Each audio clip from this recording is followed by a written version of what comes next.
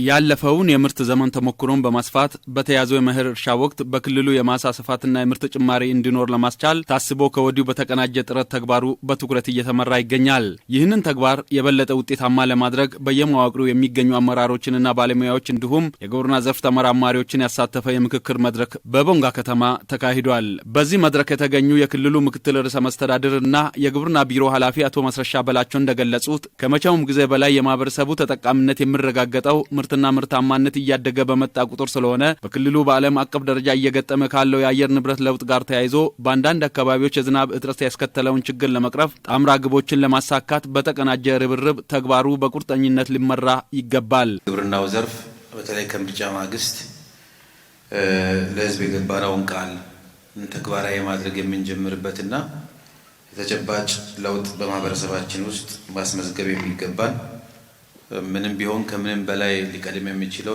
የመኖር ጉዳይ ነው። ይሄ ደግሞ ከምርታማነት ጋር የሚገናኝ ነው።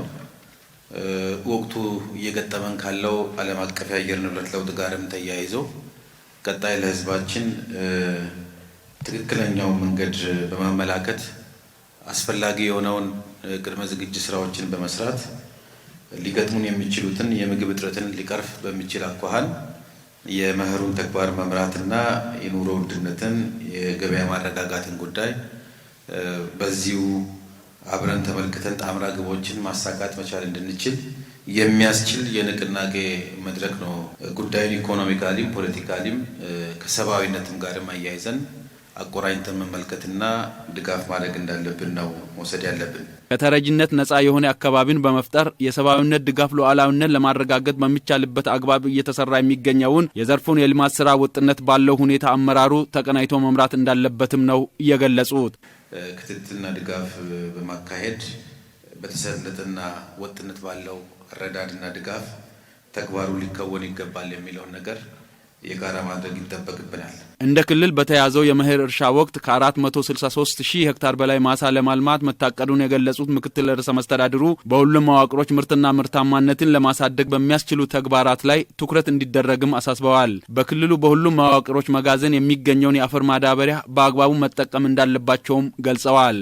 በእጃችን ላይ ያለውን የአፈር ማዳበሪያ ኤግዞስቲቭሊ መጠቀም ፕራዮሪቲ ሰጥተን ለስትራቴጂክ ክሮፕስ ለምንላቸው ለዋና ዋና ሰብሎች ሰጥተን እነዚህ ስቴፕል ለምንላቸው ሰጥተን ምናልባት ደግሞ እንደዚህ ሊጉምነስ ለሆኑት በኮምፖስት ለሚሰሩት ደግሞ መቀላቀል የምንችለው መቀላቀል ለነሱ ደግሞ እንደየባህሪያቸው በሰብሎቹ ባህሪ ተመሳሳይ ወይም ለነሱ ሊሆን የሚችለውን ነገር ቴክኒካሊ መጠቀም መቻል አለብን።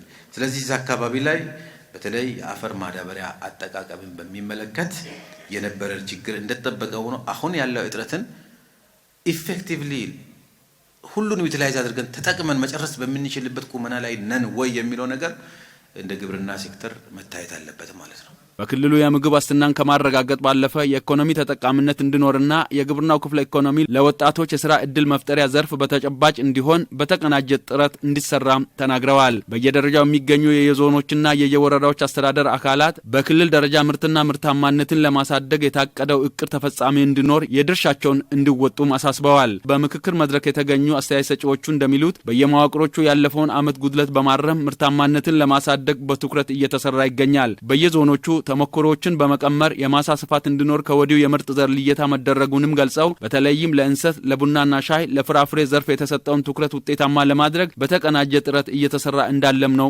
ያብራሩት። በየመዋቅሮቹ በአልሚ ባለሀብቶች የተያዙ ማሳዎችም እንዲለሙ በትኩረት እየተሰራ ይገኛልም ብለዋል።